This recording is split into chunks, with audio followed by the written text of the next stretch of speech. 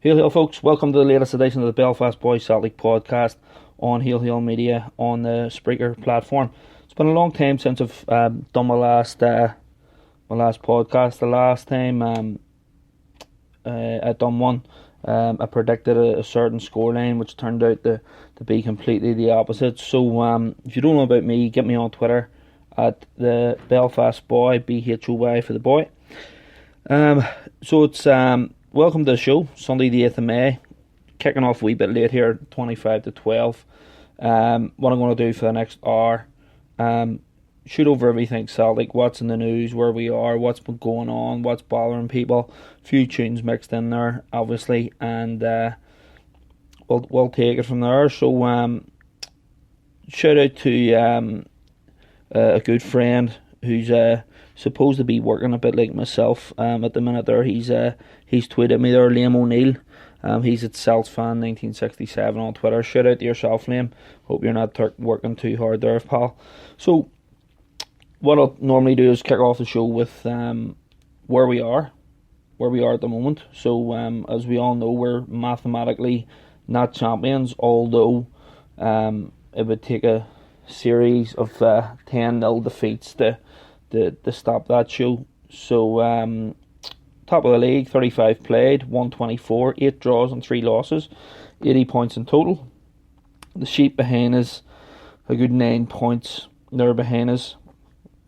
Hearts, St Johnstone, Motherwell, Ross County, Dundee, who just relegated their neighbours there at the weekend. Also, you've got your ICT, Partick, Hamilton, Kilmarnock, and as you know, Dundee United are down. So, champions elect, going well, going really well at the minute. So, I mean, I don't think we could ask for more. Yes, the job's over the line, but it certainly wasn't attractive at times or inspirational at times. It most definitely wasn't total football. But here we are. It's done. Just need to ride out the last few games and get the win today against the sheep. More importantly, they were the ones that were testing us here and there, and it bothered me a serious amount of times that how much we let them back into the games or into the title running. So it is what it is. We're as good as there. But a lot of positives to take from what's happening in the club at the minute. I think that what we all need to do as Celtic fans. Yes, some of us are Celtic fans, believe it or not. Others, me, I'm guilty of it as well. Of putting the team down, kicking us when we're down. Yes, there's a lot of things that we can't be happy about, but I do think we need to draw a line in the sand. So I put out a poll there the other day, which is more important, to have a nobody manager backed or a named manager not backed. So I do think the club are thinking along that line of, if we get a big name manager in here, yes, it's going to create a bit of fanfare about the place, but they're going to be expecting that manager to work and coach with what we have. I can't see as much of a big name signings coming in if they're paying the good money there for a good coach or a good manager and stuff like that. So lots of things coming in this year. So what's in the news? So the safe standings in the news. The Daily Rag there over the last few days has put out basically trying to tarnish with as far as the Hillsborough families coming up to Parkhead today, saying that Celtic are bringing in safe standing. It's basically a slap in the face towards these families and blah blah blah blah blah. And the Hillsborough families have came out and says they don't have an opinion on it. So fair dues to them, those guys, for stepping forward. I'm sure the emotions are still quite raw with what's happened there in the last week. The new kit deal there, we've got the front and back sponsors on there. Alphabet. Lots of people saying we're We shouldn't have a gambling company on the front of our strips. We shouldn't have a drinking company on the back of our jerseys as well. With the financial implications of the league that we're in, like, yes, people do have gambling issues. Yes, people do have drink issues.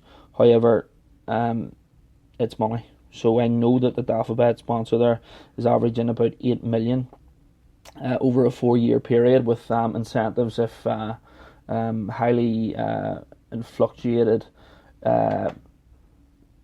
bonuses if we reach certain stages of Europe and so on and so on.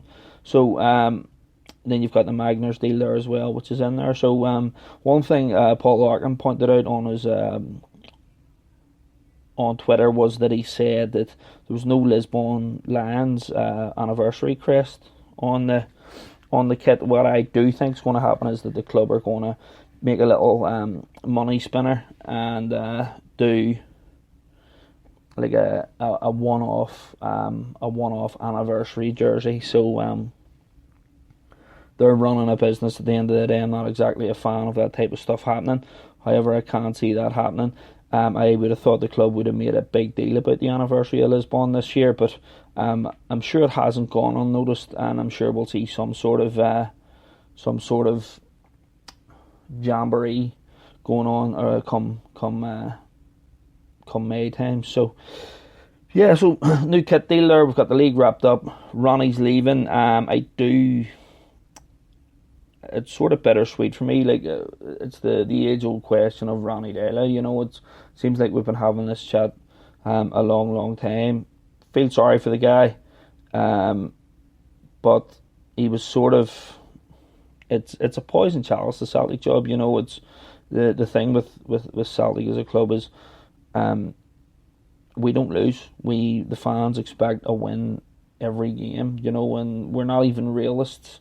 But yes, we should be winning games with the league that we're in. We should be running away with the league that we're in.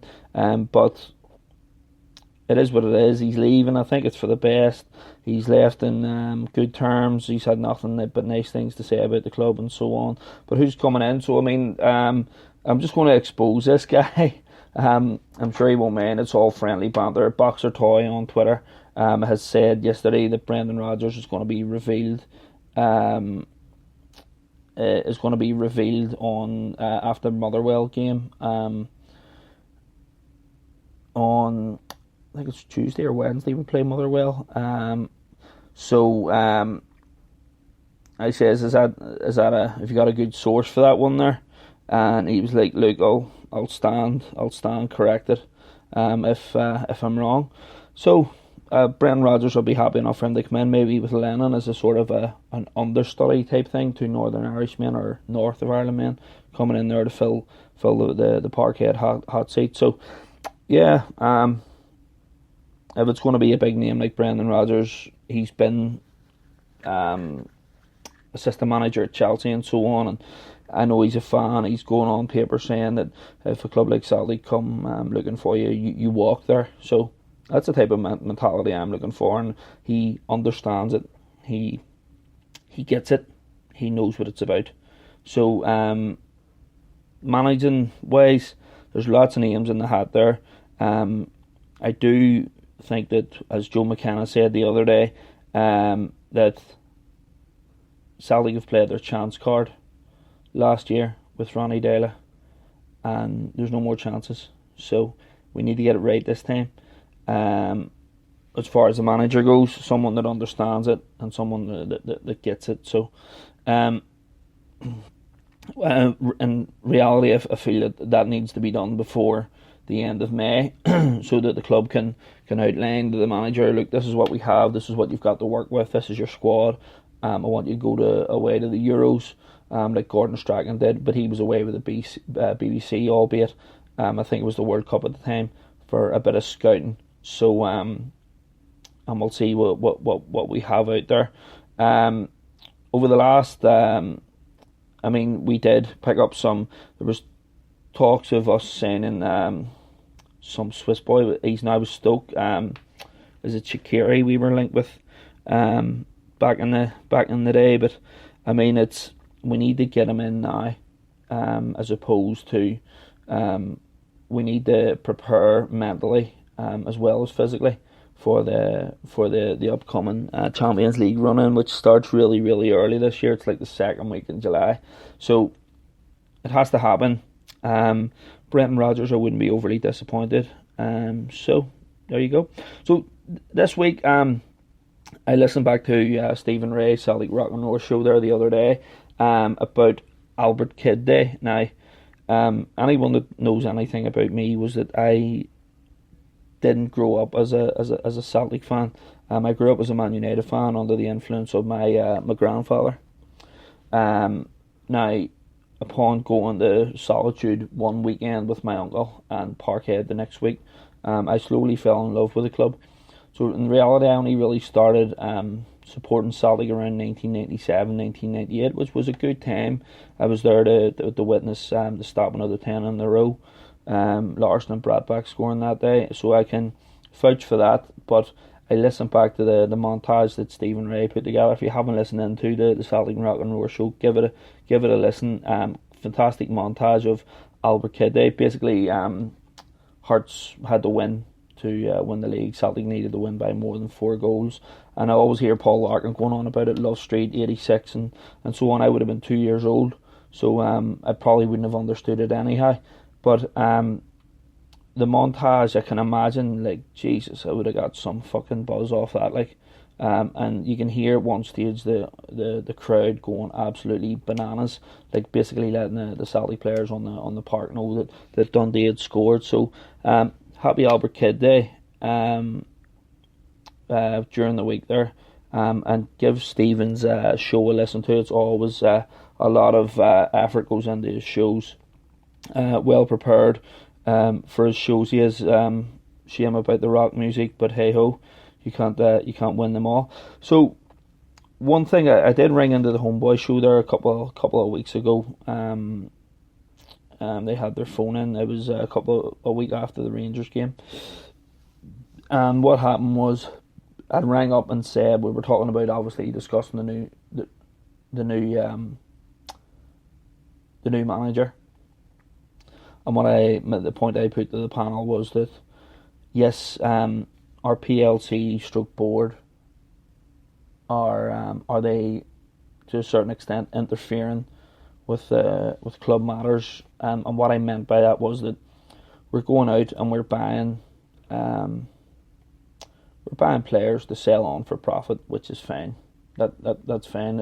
At the end of the day, it's a football club as well as it is a business, but what I feel is that we're flooding the team with signings. So off the top of my head, we've got about a squad of about 30 odd people plus. And I know that what Ronnie said on the last transfer window was that he wanted to thin the squad but add some quality. Okay, by that he meant Carlton Cole and Colin Kazim Richards. So Carlton Cole, let's be honest, hasn't had a real chance to prove himself. I think what he done was he put in the work during his trial period. He got his contract and kicked back and chill. Kazim Richards, jury's out. He showed up last week. He scored after he was ridiculed by a WWE wrestler. But what I feel is that the squad's bulky. So if you can imagine yourself as a player playing for Celtic, landing up to your training session, and there's like 30 people there. And believe it or not, families have their favourite kids, whether you're going to admit it or not. You can love all your kids all you want, but there's always one that you have a soft spot for. Managers will also have their favourites. And if you see the likes of Stefan Johansson, for example, continuously getting the game. Shout out to as well there Barney Boy 76. He's listening in en route to the game. Hail Barney. Hope it's a good day today, pal. So if you show up and listen to the likes of your manager, and you're doing everything you can, and you're trying to make the effort, and you're trying to get into the squad, and I know at one stage Nir Baton was nearly crying in Ronnie Daila's office saying, what have I got to do to get a game here? And Daila told him to work harder. Now he's basically a given most times in the squad.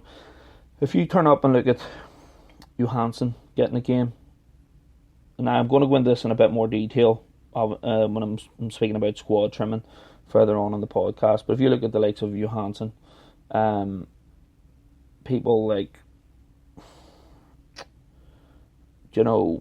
Johansson, Beaton is on and off some days. Scott Brown, let's be honest about it, is nowhere near fit. If you're looking at them and going, they're his fucking blue eyes here, what chance have I got here? It's going to frustrate you, and people will talk. If you can imagine, it's like almost you're wanting to do overtime and work, and the same guy keeps on getting it. It's going to frustrate the shit clean out of you.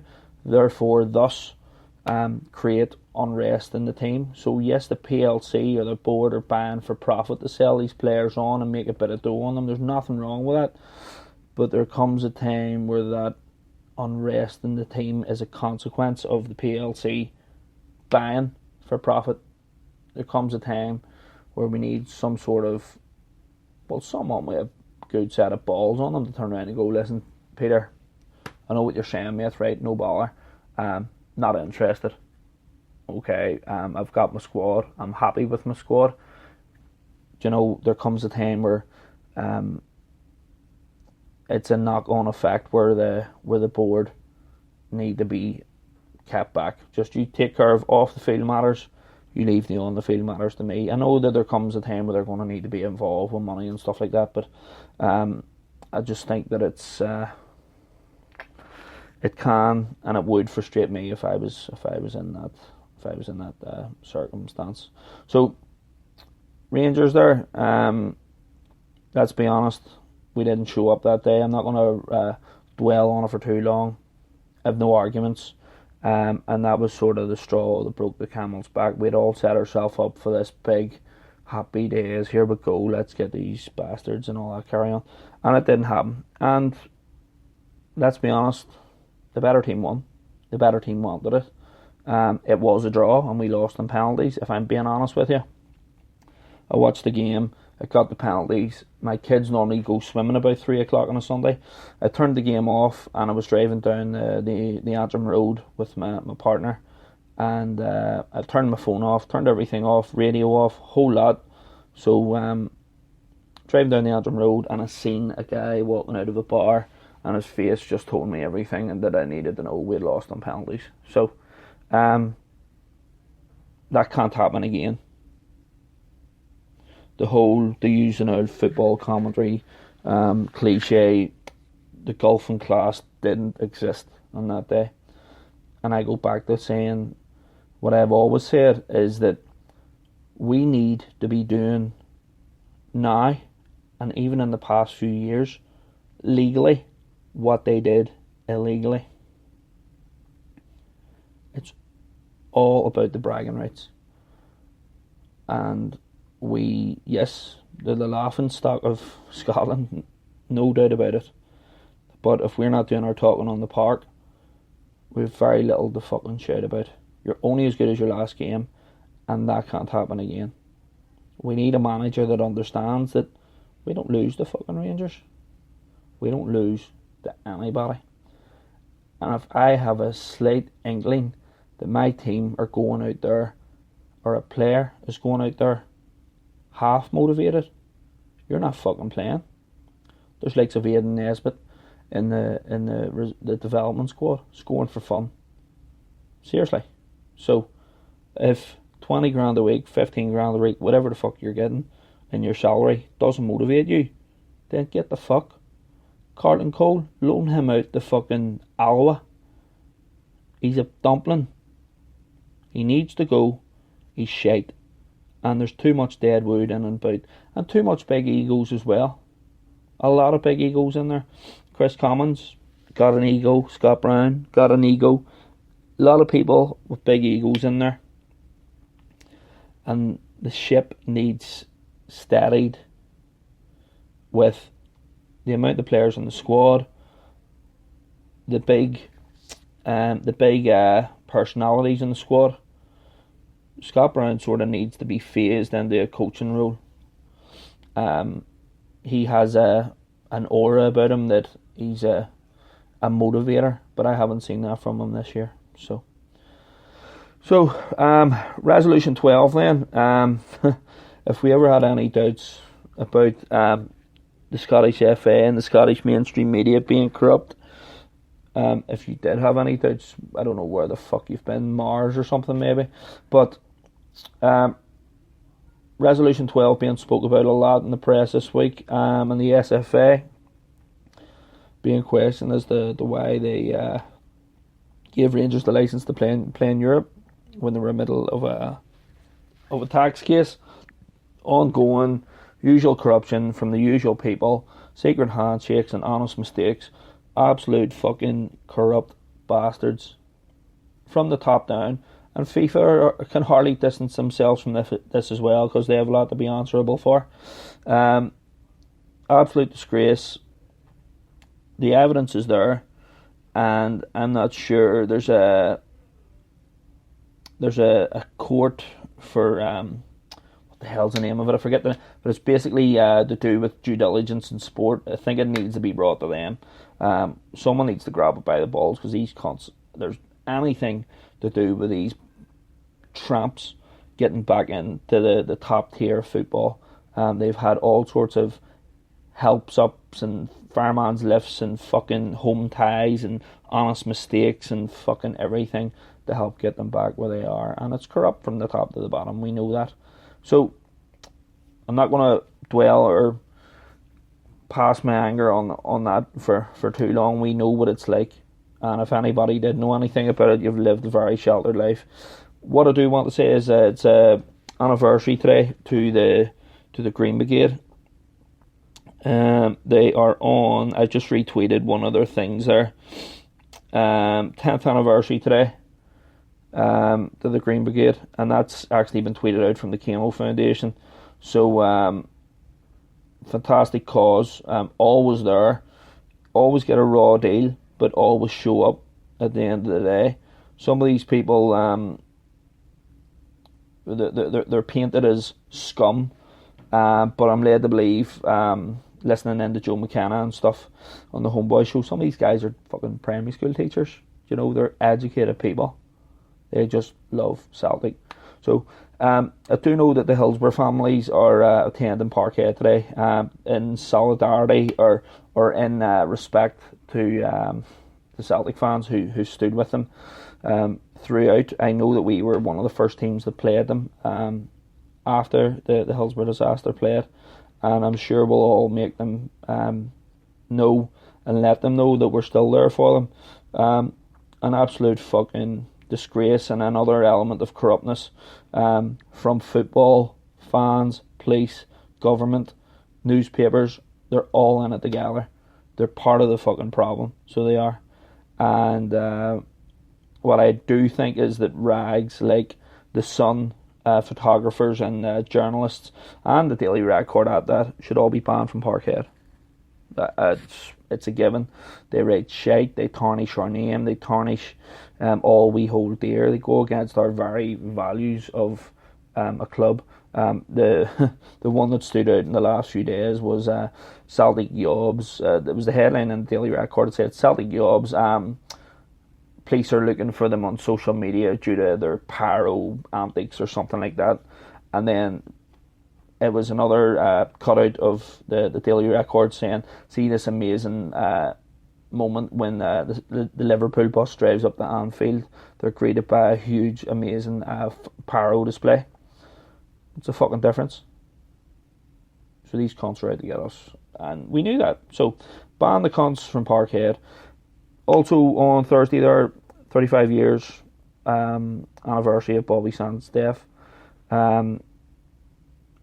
Guy is world known, stood up for everything that he believed in, and complete hero of mine, even though I wasn't born yet, but I've read his books and stuff like that, inspirational stuff, and I cried a lot throughout that book. So speaking of books, season books are going to be coming out. I'm not sure if they're out at the minute, but the club have very kindly agreed to freeze those again for another year. What I think is that the fans are going to be holding off. Like let's be honest.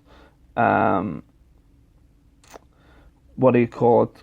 It's the fans aren't going to jump in until A, we know who the manager is going to be, and B, what sort of clout is going to come with him. So we're looking at, for example, the Dafabet deal. Okay, so we can afford for that. I'm sure we're getting money off Magners and elsewhere and so on. What I would say is get the manager in, and we'll take it from there. So the reality of it is that the Cretans on the other side of Glasgow, they're going to sell 45,000 season books because they have just had the buzz of their fucking lives, beating us in a cup semi-final at Hampden. So they're going to sell their season books. So what are we doing for ours?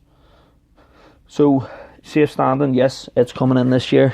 I've seen it's section 110, 111, 112 and 113, I think.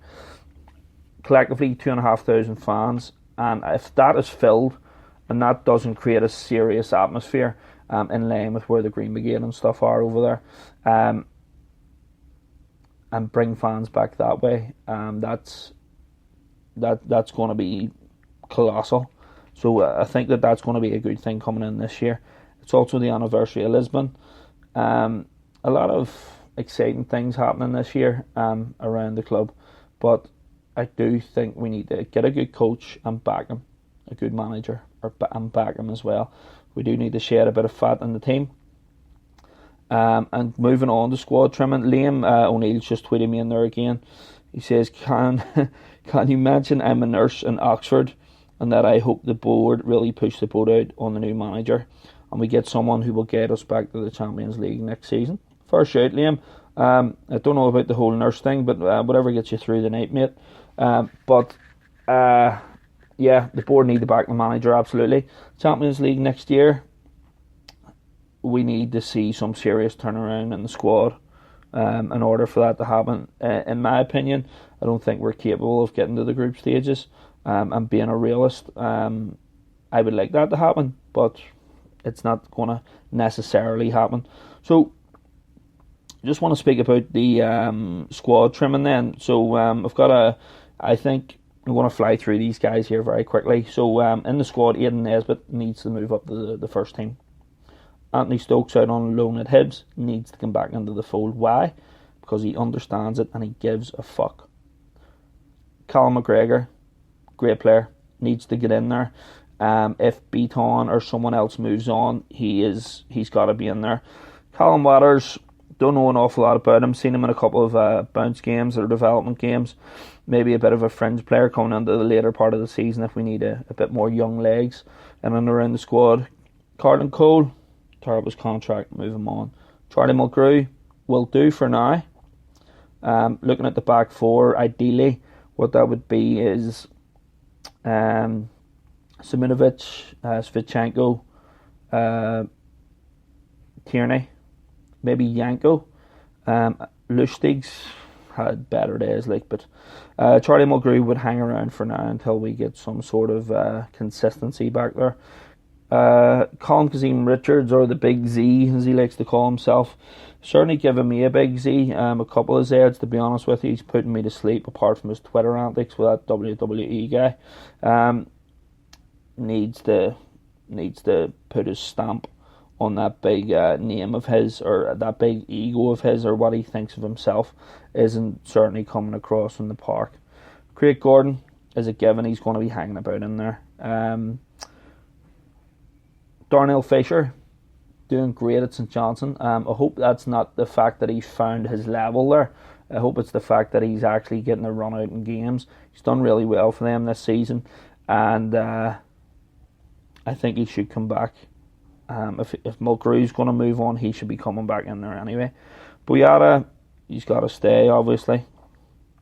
But he's got his work cut out for him with big Simunovic, although he's out for the rest of the year, so he might be hanging around. Dirk is gone. Ding dong, the Dirk is gone. Thank fuck, what a big waste of money. FA, you've got to go, brother. Nice guy and all that. Great somersaults. Too many mistakes for me, brother. Emilio Izaguirre, the forgotten man, where has he gone? Living in the shadow of Kieran Tierney, like, who is a fucking beater of men. Love the guy. If we can get something for him, I'd certainly take it. Owen O'Connell's been recalled there. Maybe a bit of a fringe development player for next year. Big Eric with his dodgy dancing. Big Svitchenko. Love the guy. So far, so good. Bossed the game when he come on against the bad lad. So, yeah, big fan of him. He's going to be a starter for me next season. Gary Mackay-Steven, his balls have fell off. I don't know what's happened. Someone's made fun of his hair or the fact that he looks like the multi-bar kid. But he needs to refine himself. He scored a goal there recently. It was a big long ranger. Can't remember who it was against. But the guy that we had at the start of the season versus the Gary Mackay-Stevens we know now, if I'm honest with you, I'd have James Forrest on before him. So, Joe Thompson, still going to be a development fringe player. Big Jozo, hopefully he gets fit sooner rather than later. He's the captain of the Czech under 21 squad. Kieran Tierney, a fucking man. A person that gets it, who's on our pitch, wearing our jersey, knows what the score is, knows what it's all about, has stood in line waiting for autographs from people like Henrik Larsson and Bobo Balde, understands what it's all about. And you seen that at the Hearts game last weekend. Buzzing for him, great guy, deserved the Young Player of the Year. Can't say enough positive things about him. Chris Commons, Chris, thank you for your service, my friend. One strap too many. Poor me, acting the victim a little bit. I love you, but we're going to get something for you, so we may as well take it now. Lee Griffiths, what a fucking guy as well. Same breath as him and Kieran Tierney. Two standout players for us all year, and thoroughly deserves the Player of the Year. Leonardo Fassan, he's the development squad reserve team goalkeeper. Keep up the good work, mate. Liam Henderson, got to come back in from Hibs and get into that midfield. If, again, I hold him in the same breath as I do as Callum McGregor. If Beaton or Johansson move on, which I do think may happen, he's got to be in that midfield. Great young player. Logan Bay, keep up the good work, big son. Lustig, you fell off a cliff for me, son. Doesn't have the body is willing. The mind is willing, but the body isn't able. I think he's a wee bit over the hill. He's got a chocolate hamstring, and I wouldn't be disappointed if he sort of slipped out the door. Nadir, just you stayed there in Turkey, big son. Fight ISIS or whatever the fuck you want to do out there, but just don't be coming back. Baton, I expect him to move in the summer. Very inconsistent for me. And I do think that Rogic is the better player there. It's a shame he's coming on as an impact sub on the 60-minute mark or whatever, the 80-minute mark against Kelly. Patrick Roberts, fair play to you, mate. You've shown up. Ryan Christie, going to be a fringe player for us. Saidi Yanko, maybe maybe coming in there for the likes of Lustig and so on. Scott Allen, I don't know what we're going to do with you, mate, but I mean, all this young blood we have there, Christie, Allen, Henderson, who else? Tierney. I mean, this has got to be the new blood coming through. So I don't know where he fits into the squad. I haven't seen an awful lot of him, but I don't know. Scott Brown, week on, week off. He needs to be sort of moved into a coaching role. And I know that was happening there throughout the season. Johansson, pack your bags, son. In fact, get the same flight back to Norway with Ronnie. Stuart Armstrong, again, another man found wanting. I keep thinking of him and Gary Mackay-Steven as like sort of a Bert and Ernie type thing. They do everything together, but they're awful together as well, which isn't good. Taylor Blackett, due back down to Manchester, Wester, and Tom Rogic, the unsung hero, so he needs to find a spot in that team. So I do think there's a lot of players that have went backwards. Like Ronnie, okay, he was given his backroom team, although he did hire 14 additional staff to go. In fact, there was nearly fucking more staff going to games than there was players, and it's just not good enough. What's happened, like with dietitians and fucking no coke and no chips and complete balls, motivating people. You've all week to fucking do it. Your players need to go out there and want to win for you. And I didn't get that from you, Ronnie. I'm sorry, mate. I mean, there's it there. You look at the likes of Leicester. £52 million squad. Yes, okay, our squad isn't going to be anywhere near that, no doubt. But they won it on pure desire, pure fucking motivation from within themselves as well as their manager. And it's a fucking complete fairy tale, like, and fair play to them. I do know that Virgil van Dijk has signed a new deal there at Southampton, a 6-year deal, so they've obviously seen what we've seen in him. I do know that our gas meter, Peter Lowell, wouldn't have been silly enough to not include a sell-on fee or appearances fee for Virgil. And the same for Big Victor and anybody that's moved down south, even Fraser Forster and so on. So, I mean, we're shrewd. We're a shrewd business club, but we're not being quite a shrewd football club, if that makes sense to you. What I do think is we've played the chance card, and we need to have a serious go this year. So I think I've done most of the talking that I wanted to talk. What I was going to do and what I've been thinking about doing was I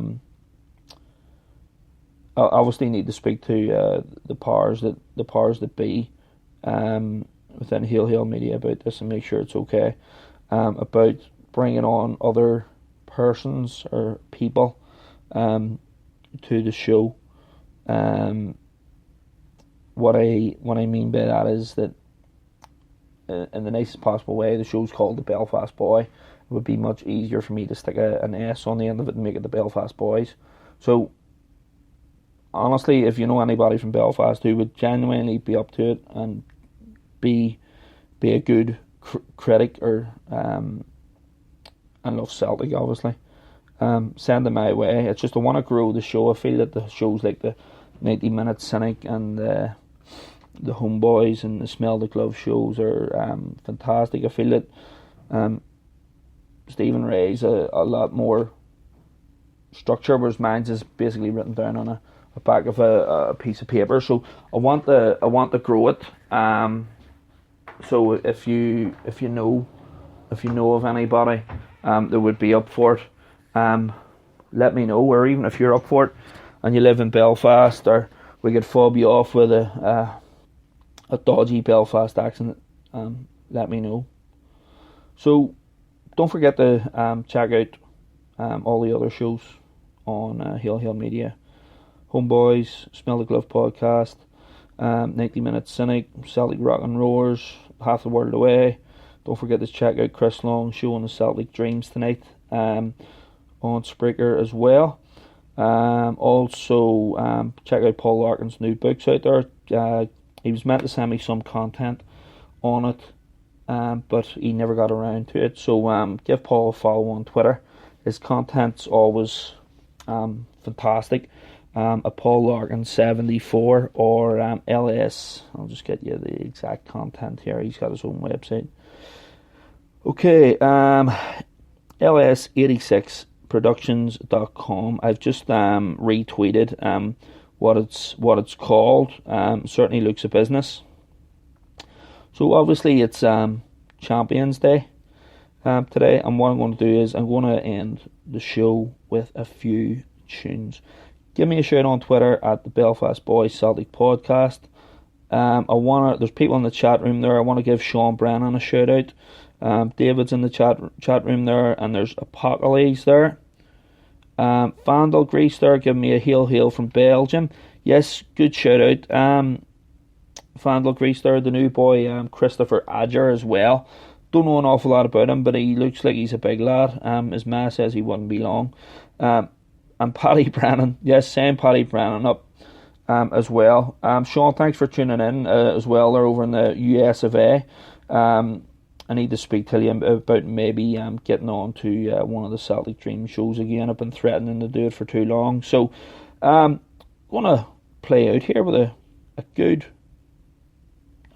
few tunes, maybe just to bring us up on to the kick-off time. Alright guys, hail, hail, slan. And if you know anybody looking to join me on the podcast, give me a shout. Hail, hail. Here we go. Here we go with a song called We're on the One Road. We're on the one road, share the one load. We're on the road to God knows where. We're on the one road, it may be the wrong road, but we're together now, who cares? North Bend, South Bend, comrades all, Dublin, Belfast, Cork and Donegal. We're on the one soldier song. Though we've had our troubles now and then, now is the time to make them up again. Sure aren't we all Irish anyhow? Now is the time, stand together now. We're on the one road, share the one load. We're on the road to God knows where. We're on the one road, it may be the wrong road, but we're together now, who cares? Come on! North Bend, South Bend, comrades all, Dublin, Belfast, Cork and Donegal. We're on the one road, swing along, singing a soldier's song. Baker, Taylor, every butcher's son, butcher, baker, shouldering his gun. A rich man, a poor man, every man alive, all together just like old lang syne. We're on the one road, share the one load. We're on the road to God knows where. We're on the one road, it may be the wrong road, but we're together now, who cares? Come on! North Bend, South Bend, comrades all, Dublin, Cork and Donegal. We're on the one road, swinging along, singing the soldier's song. Tinker and Taylor, every butcher's son, butcher, baker, shouldering his gun. A rich man, a poor man, every man alive, all together just like old lang syne. We're on the one road, share the one load. We're on the road to God knows where. We're on the one road, it may be the wrong road, but we're together now, who cares? Everybody! North Bend, South Bend, comrades all, Dublin, Belfast, Cork and Donegal. We're on the one road, swinging along, singing the soldier's song. Night is darkest just before the dawn. From dissensions, Ireland is reborn. Soon we'll all, united Irishmen, make our land a nation once again. We're on the one road, share the one load. We're on the road to God knows where. We're on the one road, it may be the wrong road, but we're together now, who cares? Come on! North Bend, South Bend, comrades all, Dublin, Belfast, Cork and Donegal. We're on the one road, singing along, singing the soldier's song. Whoa! Are we all together now? Bring back the streaker, all is forgiven. Continue now, a song written by Phil Coulter from Derry. This is the song The Town I Loved So Well.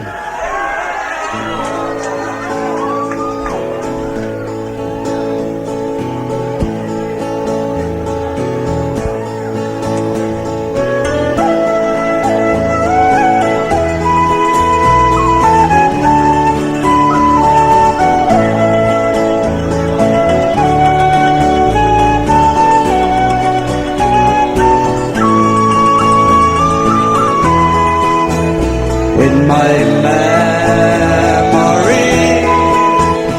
I can always see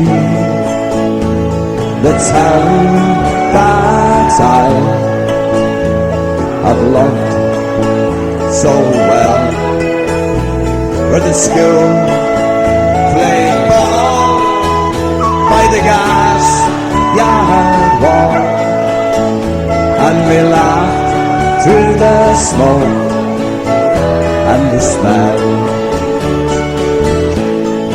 Going home in the rain, running on the dark lane, past the jail and down behind the fountain. Those were happy days in so many, many ways, in the town I loved so well. The short factory horn called the women from Dragon, from the moor and the bar, and the man of the dawn played a mother's role, fed the children and then locked the door. And though times were tough, there was just about enough, and we saw it through without complaining. For deep inside was a burning pride in the town I loved so well.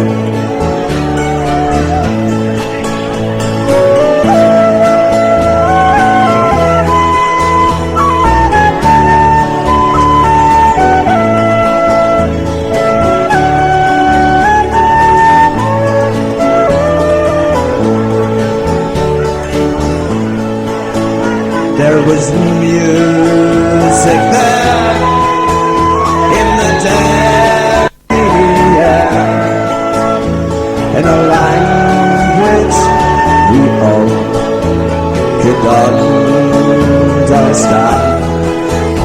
I remember the day when I drank my first pain, when I played with a small Irish band. There I spent my youth, and to tell you the truth, I was sad to leave it all behind me.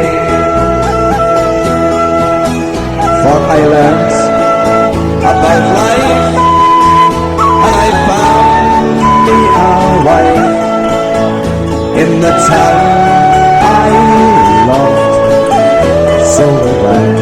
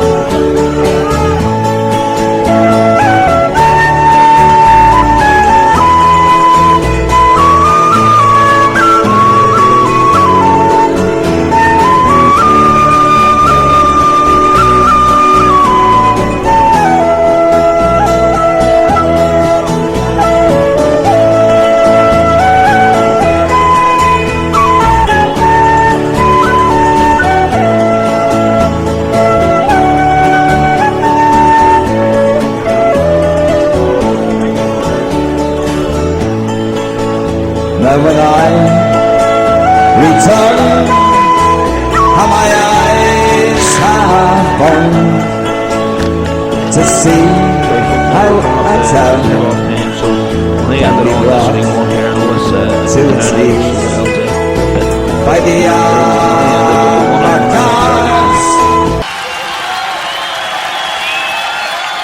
Don't tell me it's one more. Here we go. Thanks for tuning in, guys. Belfast champions. 1, 2, 3, 4.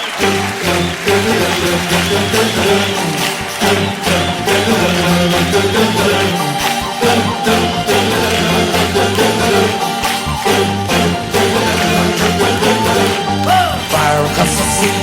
When it ever got a hold of me, he wouldn't set me free. Get yourself a ransom. Da da da da da da da da. I'm a sailor bound from Glasgow town. I've roamed the world around the world.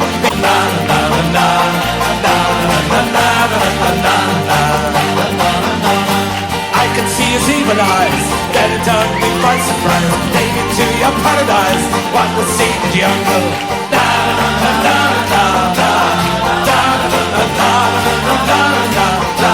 You're right. Here we go again. Everybody, we're on the road. We're on the way to paradise. We love the jungle. That's where the light sees.